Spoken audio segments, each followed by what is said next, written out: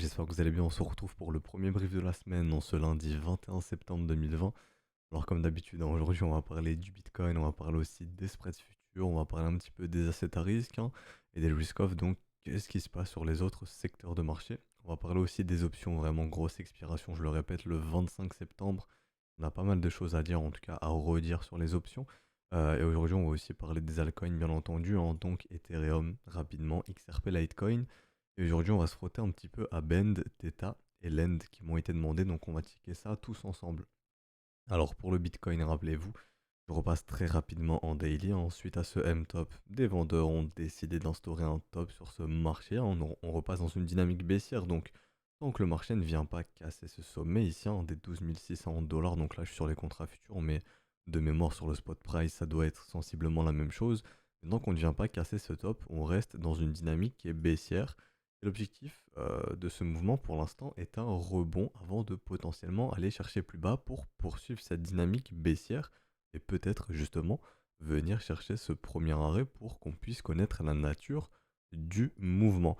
L'objectif des bulls, il est simple, c'est de venir avaler cette structure pour poursuivre ce rallye. Ok.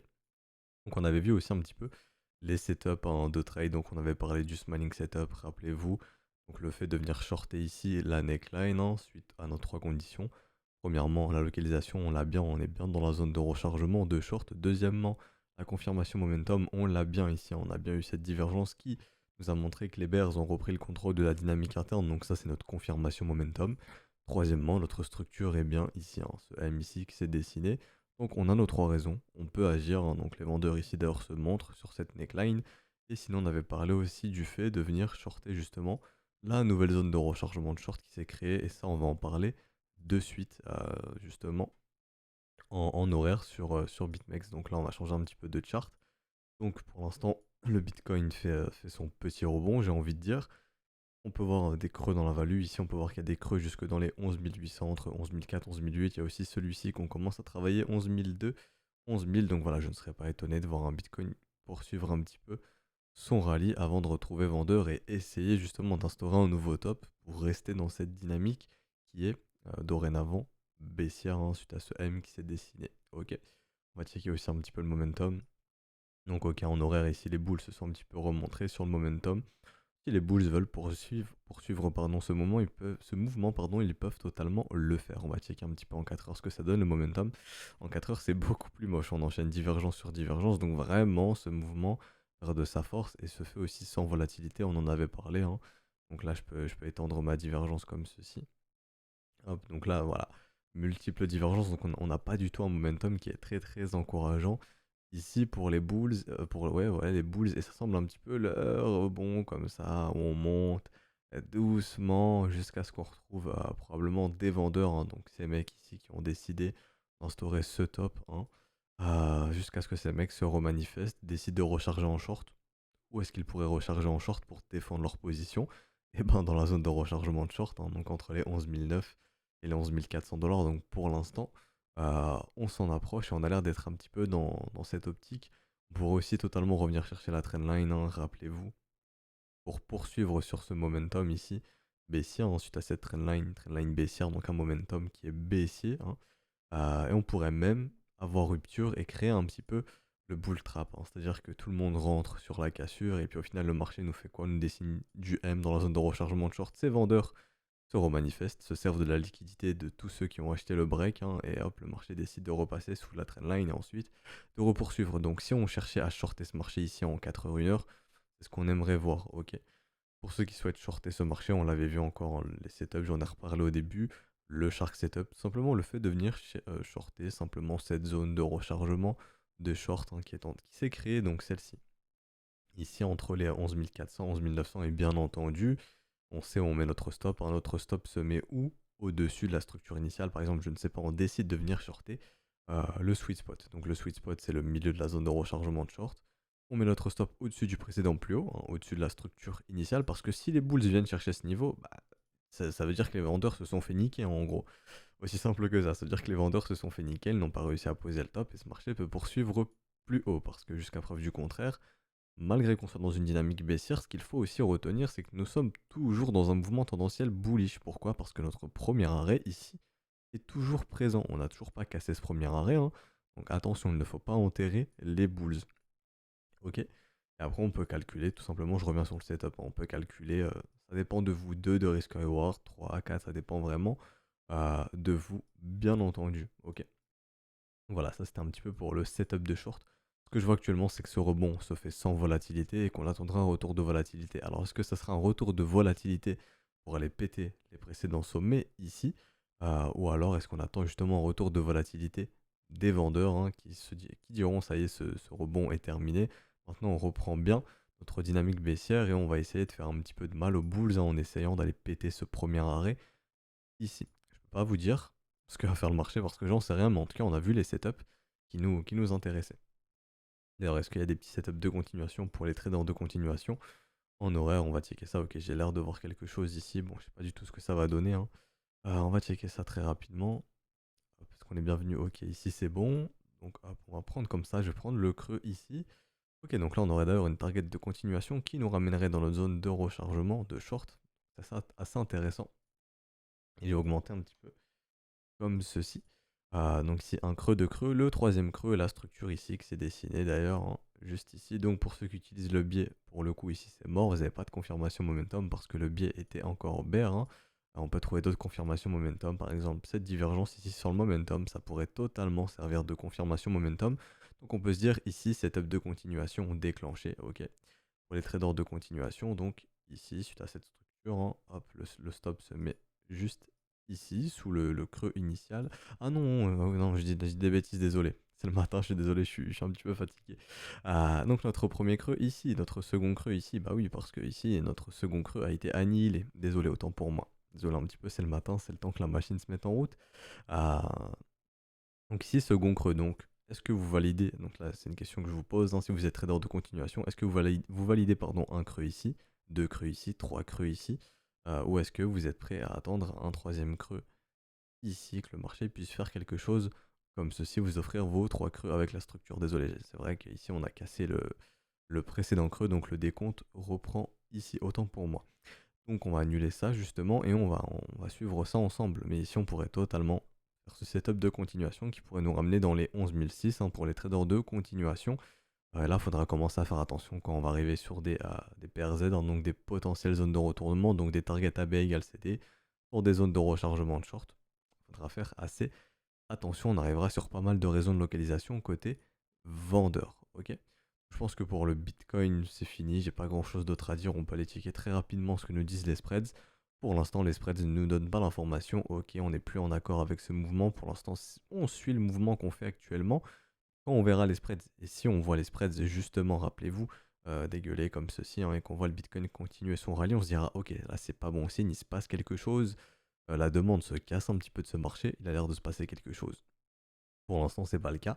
Ethereum, c'est un petit peu moins encourageant, mais bon, j'ai envie de dire, ça suit le mouvement que Ethereum fait. Donc pour l'instant, les spreads sont en accord avec ce mouvement et on verra si ça perdure. Et Litecoin, j'ai pas grand chose d'autre à dire, c'est un peu pareil que Ethereum. Du côté des assets à risque, là, c'est un petit peu moins encourageant, hein. On va checker ça d'ailleurs, on va aller checker ça ensemble. S&P, hop, comme ça va être fait. Je vais répéter un peu ce qu'on a vu la semaine dernière, hein. Sur S&P, ok, ok, ok, pas tellement encourageant pour les bulls. Donc on avait vu toutes ces divergences de momentum ici qui ont pris forme. Donc attention, pour les bulls, attention, on a des bears qui se remontrent sur la dynamique interne. Donc attention. Ce qu'on voit aussi, c'est qu'on a eu un petit peu ici ce V-top. C'est pas un petit peu, non, c'est non, on a eu ce V-top. Retour premier arrêt, dead cat bounce, puisqu'on va chercher plus bas. Donc les vendeurs ici sont motivés pour aller chercher plus bas et on peut totalement d'ores et déjà potentiellement partir sur des targets de continuation qui dans un premier temps pourraient nous ramener sur les 3150 points. Est-ce que ça veut dire que c'est la fin du monde sur le S&P, etc., etc. Non, ça veut pas dire que c'est la fin du monde, ok. Ça veut juste dire que pour le moment, dans ce rallye, on a l'information sur la dynamique interne. Attention, bulls, ralentissez le mouvement. Donc tout simplement, ici, on a un mouvement de respiration pour le moment. Et les vendeurs reprennent la main sur la dynamique interne et même William nous a donné la même information, a indiqué aux Bulls de ici penser à se calmer. Pour l'instant, c'est pas la fin du monde, on pourrait totalement s'attendre à un retest du premier arrêt, on en parle depuis pas mal de temps, pour se dire ok, quelle est la nature de ce mouvement, est-ce que c'est toujours un mouvement tendanciel bullish ou non. Il serait très très probable, hein, si on vient chercher ces niveaux, que les Bulls se remontrent et qu'on puisse ensuite repartir la direction du mouvement initial parce que je le répète, jusqu'à preuve du contraire, sur le moyen long terme, le S&P est dans un mouvement tendanciel haussier, hein. Ce mouvement un petit peu Covid, j'ai envie de dire, même si j'aime pas l'appeler comme ça, j'aime pas rationaliser les mouvements de marché, le marché fait ce qu'il a envie. Si le marché a fait ça, c'est parce que des acteurs ont eu les moyens de faire ça sur le marché, peu importe les raisons pour lesquelles le marché a fait ça, ça s'est passé. Et ce qu'on peut voir, c'est que le premier arrêt a bien été maintenu sur tout ce mouvement, on a bien été chercher le nouveau sommet, on reste bien dans un marché tendanciel bullish, ok? Donc voilà, pour moi, il n'y a pas à s'inquiéter pour le moment sur le S&P, on est juste dans un mouvement de respiration pour le moment, et ça sera intéressant de voir comment Bitcoin va réagir à ça. Mais on commence un petit peu à le voir sur le S&P, c'est pas tellement bon signe, hein. Et à contrario, lui, le gold, on va retourner un petit peu dessus. Le gold, lui, tente de donner vie à son mouvement de continuation, on en parle un petit peu. Donc là, pour moi, c'est simple, c'est contraction, consolidation. On peut le voir, hein, le cours se contracte. Regardez, on fait des sommets de plus en plus bas, des creux de plus en plus haut. Ici, on a contraction.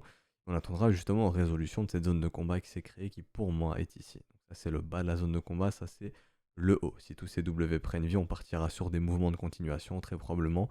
Et ça ferait sens, hein, parce que le gold est dans une dynamique à moyen long terme. Et justement, ça sera intéressant de voir si le gold donne vie à ce mouvement de continuation ici, hein, qui pourrait nous ramener sur les 2500 points. Ça serait intéressant de voir si S&P lui continue de retracer un petit peu, Bitcoin va suivre qui? Bitcoin va suivre S&P ou Bitcoin va suivre Gold? Pour le coup, Bitcoin c'est un peu moins bien parti parce que on l'a vu, hein, on repasse dans une dynamique baissière suite à ce M, donc attention si jamais ça décide de suivre S&P, si ça décide pardon, de suivre les flux de capitaux des assets à risque. Ok. Concernant les options, on avait identifié ce gros niveau des 11 000, mais ce que j'avais oublié de préciser, parce que j'ai pas été revoir, donc là ce matin je me suis dit je vais aller revoir ça un petit peu, voir un petit peu les niveaux d'intérêt.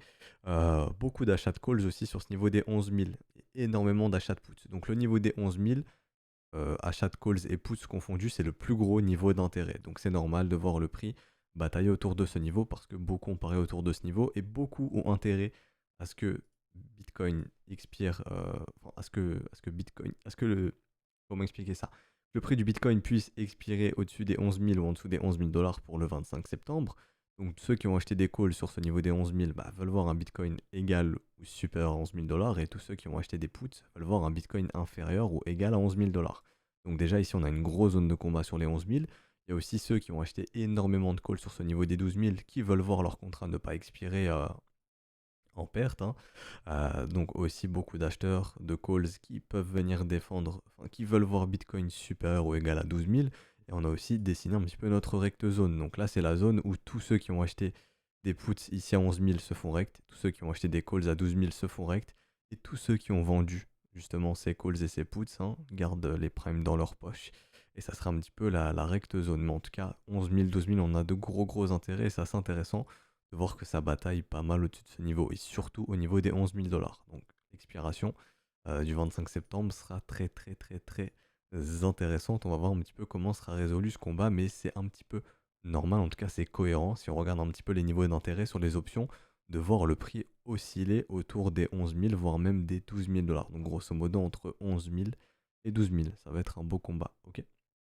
Donc voilà, ça c'était pour les options, j'ai pas grand chose d'autre à dire, à part que les options deviennent un dérivé qui prend de plus en plus d'intérêt. Donc là, on parle sur une expiration quand même de 900 millions de dollars, grosso modo. C'est pas rien quand même. Donc voilà, les options prennent de plus en plus d'ampleur dans ce marché. Du côté d'Ethereum, on va terminer avec les altcoins. C'est vrai que j'ai pas parlé d'order flow sur Bitcoin, mais bon, il se passe pas grand chose, hein. Vous voyez, l'open value diminue très rapidement. On trouve pas grand intérêt, j'ai envie de dire, dans ces zones de prix. Si le marché trouve pas d'intérêt dans ces zones de prix, il va aller le trouver ailleurs. C'est aussi simple que ça. Par contre, peut se dire que sur ce rebond, le sentiment n'est pas tellement boule. Le sentiment a l'air vert. Donc est-ce qu'il faut poursuivre un petit peu ce mouvement pour que le sentiment puisse switcher et que les gens puissent se dire ça y est, il faut acheter le rebond, alors que ce marché justement pourrait être amené à se retourner dans cette zone de rechargement de short? C'est ce qu'on verra, mais pour l'instant sur ce rebond, j'ai pas l'impression que le sentiment soit très bullish, hein.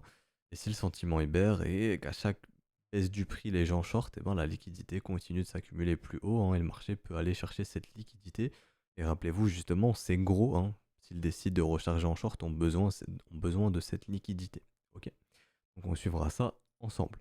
Du côté d'Ethereum, pour le moment, on rebond premier arrêt, on dessine du W ici sur ce premier arrêt. Le premier ici, si on continue de faire du W, ça montrera que les bulls se montrent tout simplement. À surveiller, je le répète, depuis pas mal de jours maintenant, la zone de rechargement de short parce que la dynamique interne devient assez inquiétante pour justement ces acheteurs, les vendeurs qui reprennent la dynamique interne. Donc on surveillera cette zone de rechargement de short si on y va, parce que ça pourrait justement instaurer notre second sommet qui donnerait vie à ce potentiel M. Et là on se dira on est bon pour un swing baissier sur l'Ethereum, probablement pour l'automne-hiver, avant d'essayer de trouver un bottom. Et pour ceux qui souhaitent investir dans Ethereum, cette zone de rechargement pourrait vous attendre. Je dis pas qu'on va aller dans la zone de rechargement, bien entendu, j'en sais rien. Mais pour de l'investissement, pour ceux qui ont un petit peu raté ce mouvement, vous tracez votre zone de rechargement. Et si le marché revient, c'est une excellente opportunité pour vous. On peut le voir aussi qu'on a laissé des creux dans la value ici. On les voit ici clairement, un énorme creux ici, un petit creux ici. Donc le marché pourrait revenir faire du business dans ces zones. Donc ici entre les 140 et 195 dollars et même entre 230 et 210. Encore une fois, je dis pas qu'on va aller chercher ces zones de prix, j'en sais rien, je dis pas l'avenir. Mais je dis juste que si je souhaitais investir ou faire du dollar cost average sur Ethereum, c'est ici idéalement que je le ferais. On aurait pu le faire sur le premier arrêt, bien entendu, mais on peut aussi le faire en zone de rechargement. Donc c'est pour ça, dollar cost average, on cherche à se créer une moyenne de prix sur le moyen long terme qui est assez intéressante. Ok. Donc voilà, la zone de rechargement sera votre ami si on y retourne, bien entendu. XRP, je ne vais pas retourner dessus. Ensuite, à ce W, les acheteurs pour le moment défendent la neckline de ce W et aussi défendent le premier arrêt. On attendra, si on casse le premier arrêt, la prochaine zone à aller visiter, ça sera justement cette zone de rechargement. Et pour ceux qui souhaitent investir ou faire du dollar cost average sur XRP, ça peut se faire ici, tout comme on a un signal ici d'achat pour les investisseurs à moyen long terme suite à ce W. Ok. Donc ça dépend un petit peu de votre approche. Du côté de LTC. LTC toujours dans notre zone de combat, on attend résolution 1. Donc si on a résolution haussière, on pourra s'attendre à un retracement. Donc probablement le premier arrêt dans un premier temps, 54 dollars, ou la zone de rechargement de short entre 63 et 59 dollars. Je le répète, suite à ce M, cassure du premier arrêt, c'est pas bon signe pour les acheteurs. On peut totalement s'attendre à un retour dans la zone de rechargement. Maintenant, si j'étais investisseur, vous savez encore une fois ce que je ferais ici ou ce que je chercherais à faire. On peut aussi checker des mouvements de continuation si jamais on a résolution baissière de notre battle zone, hop, comme ceci. Donc voilà, on a des targets de continuation qui pourraient nous ramener ici sur les 28 dollars en cas de résolution baissière de notre battle zone. On peut checker aussi le momentum. Pour le moment, il n'y a pas grand chose d'autre à dire sur le momentum, à part qu'on les bears ont bien récupéré le momentum ici, lorsque ce M a été confirmé. Il a été confirmé sur le momentum ici, donc cette div d'ailleurs a été confirmée ici le 26 août. Donc le 26 août, on a eu l'information que les vendeurs reprenaient contrôle de la dynamique interne, et suite à ce M, les vendeurs ont repris le contrôle de la dynamique. Ok, donc attention sur LTC. Du côté de Bend, donc c'est un petit peu le schéma qu'on a vu vendredi, donc ici horizontal, personne s'y intéresse, les gros accumulent. Encore une fois, on cherche à acheter un marché qui est horizontal, les W se dessinent de partout. Donc là, ok, ouais, ici, donc on les voit ici, les WC, ce genre de W que vous cherchez à acheter. Est-ce que en candle c'est bon avec les mèches? Ok, donc ici on a été bust un petit peu. Donc ici, non, ce n'est pas un W. Si on prend les mèches, si on prend les corps de chandelle, oui, il n'y a pas de souci. Ici, on le voit, mais vous devez chercher des assets qui sont horizontaux. Et si on passe dans cet état de marché horizontal, on peut en voir plein des W ici. On a plein et on a encore ici. C'est ce genre de structure que vous deviez acheter, marché horizontal, lorsque personne s'y intéresse. Maintenant, ce marché est devenu complètement vertical. Est-ce qu'on achète un truc comme ça? Bien entendu, non. Et est-ce qu'on achète ce marché? Donc, si on est assez, j'ai envie de dire, novice, qu'on essaye de se faire une entrée sur ce marché à moyen long terme, la zone de rechargement est notre ami. Celui qui se dit, ok, moi je souhaite investir dans Bend, je souhaite tenir ces achats pendant 3, 5 ans, 2 ans. Acheter cette zone de rechargement, ça peut être assez intéressant. Maintenant, pour les plus avancés, quand on analyse la dynamique, on se rend compte qu'on est dans une dynamique baissière. On passe un petit peu en weekly, vous regardez en line, c'est pas beau. Quand vous voyez du M se montrer comme ça en weekly, ça signifie les bulls sont off, les bulls se sont cassés de ce marché. Et si on parle un petit peu de mécanisme de marché, ceux qui ont accumulé ici, donc ceux qui ont aspiré toute l'offre, justement, sont probablement en train de distribuer et prendre profit. Ils ont bien pris profit sur les sommets lorsque tout le monde a FOMO ici, et sont probablement encore en train de le faire. Et l'information qu'on a là, c'est que ces mecs, justement, se sont cassés, sont en train de prendre profit et que les bulls sont off. Les bulls sont éteints pour le moment, ok? Donc maintenant on arrive dans la zone de rechargement. Donc pour les plus avancés, est-ce que c'est suffisant pour acheter? En tout cas moi si j'étais acheteur, j'attendrais que du W vienne se dessiner justement dans cette zone de rechargement. Même plus bas, rappelez-vous, quand on a des mouvements très très très forts comme ceci, on peut même retracer à 88,6%. Souvent le marché crypto aime bien venir se frotter à ce ratio. Je sais que ça peut faire très bas, mais c'est pas impossible, ok? Mais je dis pas qu'on va y aller en nuance, je dis juste que c'est possible d'y retourner. On voit aussi qu'il y a cet énorme creux dans la value ici, hein, donc jusqu'à c'est ça, c'est drôle, jusqu'au 80,6%.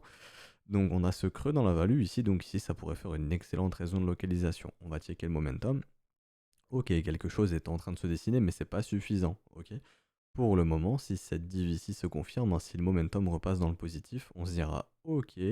Ici on a une divergence qui s'est créée, donc ce mouvement baissier est en train de perdre de sa force. Le momentum sur ce mouvement baissier est en train de perdre de sa force. Mais ce qu'on aimerait voir ensuite, c'est du W se dessiner qui nous dit ça y est, let's go, on repasse dans une dynamique haussière, et là on pourra encadrer des achats et des investissements pour les plus expérimentés sur ce genre d'assets. Mais pour le moment, l'indication qu'on a, c'est les bulls, vous êtes off, vous êtes éteint, ok? Les bulls sont off. Et pour qu'ils soient de retour, ces bulls, je le répète, on attend que du W se dessine pour que la dynamique puisse s'inverser, ok? Donc attention quand même sur ce genre d'asset, hein, parce qu'on a vu, il y a du potentiel plus bas. Il y a du potentiel plus bas, on ne sait pas jusqu'où ça va s'arrêter. Et quand on a les divergences qui se dessinent, donc lorsqu'on a le momentum qui nous dit ah, ce mouvement perd de sa force, et quand ensuite on a la structure qui se montre, là on a des raisons de pouvoir agir sur ce marché. Mais dans mon cas, pour l'instant, j'ai aucune raison d'agir sur ce marché si je souhaitais justement acheter cet asset. Theta, bon bah Theta c'est un petit peu classique. Vous prenez Bend un petit peu, marché complètement vertical. Ceux qui ont acheté ce marché vertical se font punir. Retour en zone de rechargement, on les avait déjà dessinés. On se disait, on attend les W ici qui se montrent dans la zone de rechargement. Donc, premier W ici, second W ici, dans un énième W.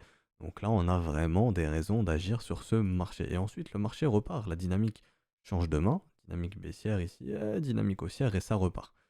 Dans la zone de rechargement de short pour l'instant. Ici, on a eu ce M qui s'est fait avaler très rapidement. On va tracer un petit fib ensemble. On va voir le premier arrêt, où est-ce qu'il se situait.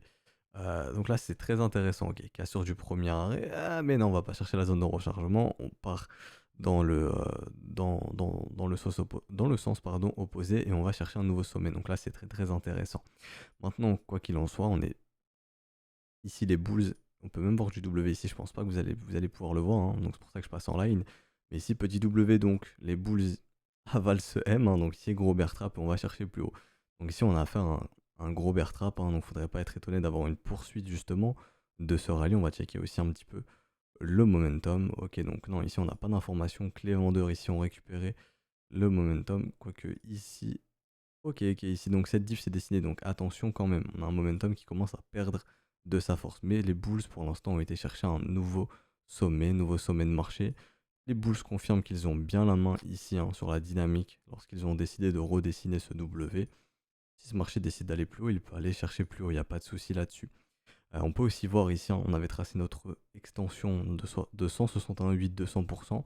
Donc c'est la prochaine zone que le marché peut totalement décider de venir chercher suite à la cassure de cet ATH des 58 centimes de dollars. Donc ça c'est notre prochaine zone potentiellement si ce marché décide de poursuivre son rallye. Et ce qu'on peut voir, hein, et ça je le vois un petit peu, c'est qu'on est en train de prendre un petit peu une tournure parabolique. Donc il ne faudrait pas être étonné d'avoir une accélération du prix. Et de mon expérience, hein, lorsque vous voyez des M se dessiner comme ceci, et qu'on va même pas retracer dans la zone de rechargement, que ça s'inverse très vite, c'est que probablement des mecs ont décidé de pousser ce marché et qu'on peut totalement, le mouvement peut totalement s'accélérer. Encore une fois, est-ce qu'on décide d'acheter ici? Bon, il y a un petit adage qui dit offre-moi un nouveau sommet, je t'offrirai pardon, un nouvel achat. Mais idéalement, moi, si j'étais acheteur, je chercherais à le faire dans la zone de rechargement. Et il y a eu cette opportunité pour les acheteurs. Vous l'avez eu, le retour ici en zone de rechargement, les W qui se dessinent. Et là, on décide de prendre nos profits. Par exemple, stratégie Shad. Celui qui fait la stratégie Shad ici a déjà récupéré du double. Mais vous voyez ici, celui qui décide de prendre ses profits, il peut le faire plus haut, bien entendu, hein. Mais le mec qui décide d'acheter ce marché de façon professionnelle le fait lorsque c'est horizontal, zone de rechargement, et il place ses ordres de vente et il attend tranquillement que le marché vienne chercher, pardon, je vais y arriver, ses ordres justement de vente, ok? Donc voilà, ça c'était un petit peu pour θ. Donc je le répète, hein, si je souhaitais acheter ce marché, je ne le ferais pas ici, bien qu'on a l'information que la dynamique est bien haussière, etc. Ça ne m'intéresse pas d'acheter ici. Et Lend. Donc Lend, c'est un petit peu ce qu'on a vu encore juste avant sur Bend, hein, donc des assets qui ont l'air d'instaurer des tops à moyen long terme. Donc ça a l'air d'être un petit peu fini pour ce genre d'asset. On va tracer notre zone de rechargement sur des mouvements aussi forts. Faudrait pas être étonné d'avoir un retour à 0,886. Je sais que ça peut faire peur de voir un asset qui passe de quasiment 1 dollar à 10 centimes, qui perd 90%. Mais c'est récurrent, j'ai envie de dire, hein, sur ce genre de marché, des gros mouvements paraboliques qui retracent de 80-90%. Comme Bitcoin, j'ai envie de dire, lorsqu'il est passé de 20 000 à 3 000, ce serait pas impossible, hein. Et si on passe en weekly, qu'on commence à voir ces M se dessiner, donc là ça va être intéressant de voir si on va avoir résolution du premier arrêt et si ce M va prendre forme. Comme on l'a vu justement sur Ben juste avant, si comme ce M a pris forme, on a eu information que les bulls étaient off. Si on a la même information sur l'end, attention, dans un premier temps, la prochaine zone qui nous intéressera, ce sera la zone de rechargement, bien entendu, entre les 34 centimes et les 19 centimes de dollars. On va checker aussi si on a laissé des creux dans la value sur ce rallye. Bon, on en a laissé un ici, encore une fois, sur le ratio des 88,6%. Assez intéressant, et cet énorme creux ici, donc le marché reviendra faire du business très très probablement dans ces zones, hein. Et ceux qui auront été patients sur ce rallye, qui auront attendu tranquillement leur entrée à moyen long terme, seront très probablement récompensés. Ceux qui auront FOMO sur ce mouvement vertical seront punis. C'est comme ça que ça fonctionne. On va checker aussi un petit peu le momentum. Donc pour l'instant, le momentum tente de créer une divergence. Non, même pas, non, je dis des bêtises, désolé, je suis un petit peu à l'ouest ce matin. Donc non, pas de divergence ici, rien du tout. Le momentum ne donne aucune information, hein. Et si ce premier arrêt décide de bien céder comme on l'a vu en weekly, on pourra totalement s'attendre à un retour en zone de rechargement et à punir ceux qui ont acheté ce gros mouvement vertical. Vous ne souhaitez pas acheter ce mouvement vertical, tout comme ceux qui ont acheté ce gros mouvement vertical ont été punis ici. Et ce qu'on attend, c'est un marché horizontal, comme il l'a été ici, hein, ce marché horizontal. D'ailleurs, je vais en profiter pour bien placer le FIB, mais c'est ce qui nous intéresse ici, c'est ce genre de marché horizontal. Et on va regarder ensemble, est-ce que du W s'est dessiné? Donc j'en ai vu un en weekly, juste ici, hein. Ceux qui ne l'ont pas vu, assez bref, mais bien présent. Donc ce W ici qui s'est dessiné, donc pour les investisseurs à moyen long terme, vous avez eu l'information. Ici, je passe en line, ça va être un petit peu plus facile pour vous. Vous le voyez ici, ce W. Let's go, même ici, ce petit W. Donc là, on a déjà eu des signaux d'investissement en moyen long terme quand c'est horizontal. Et ensuite, le marché part dans un état complètement vertical. Est-ce qu'on pouvait savoir que cet asset pouvait aller chercher aussi haut? Non. Mais celui qui achète horizontal, pardon, ici, qui décide de prendre profit lorsque c'est vertical comme ceci, prend ses profits tranquillement, il ne court pas après le marché, ok? Et c'est probablement ce qu'ont décidé de faire les gros, hein, tous ceux qui ont acheté ce marché lorsqu'il était horizontal et qui ont vendu lorsque c'était vertical. Je le répète, si le premier arrêt 7 que ce M-Weekly se dessine, c'est clairement pas bon signe pour les bulls. Ici, on aura information que les bulls sont éteints, ok? Donc à surveiller maintenant le premier arrêt et à ce que cette structure, hein, prenne forme ou non, donc ce gros M ici, bien entendu, qui posera un sommet de marché, ok? Et ensuite la prochaine zone, je le répète, zone de rechargement, les creux dans la value, etc. Et attendre que du W se redessine pour se dire, ça y est, on repasse dans une dynamique haussière, let's go, les beaux jours sont de retour, le printemps peut-être au printemps, je sais pas, mais on a l'air de vouloir faire du rallye baissier pour cet hiver, hein. Donc voilà, le vert pourra revenir, hein, cet asset pourra refleurir, j'ai envie de dire. Euh, et rappelez-vous aussi de l'adage qui dit Buy when it snows, sell in May and go away, donc achète en hiver. Probablement, peut-être, essayer d'encadrer des entrées en hiver, donc attendre que le marché retrace un petit peu, qu'il nous offre justement les W qui se dessinent, hein, dynamique haussière comme on l'a eu juste ici. Et ensuite se dire let's go, ce marché est prêt à repartir. Mais pour le moment, c'est pas bon signe, hein, et on voit que les bulls sont en train de s'éteindre. Donc voilà, je pense que c'est fini pour aujourd'hui. Si ce brief vous a plu, n'hésitez pas à laisser un petit pouce bleu, à vous abonner si ce n'est pas déjà fait, à nous rejoindre sur Discord, hein, je le répète, le lien est en description. Et dans les commentaires, je vous souhaite une excellente journée, un excellent début de semaine, et on se retrouve donc demain. Allez, ciao tout le monde.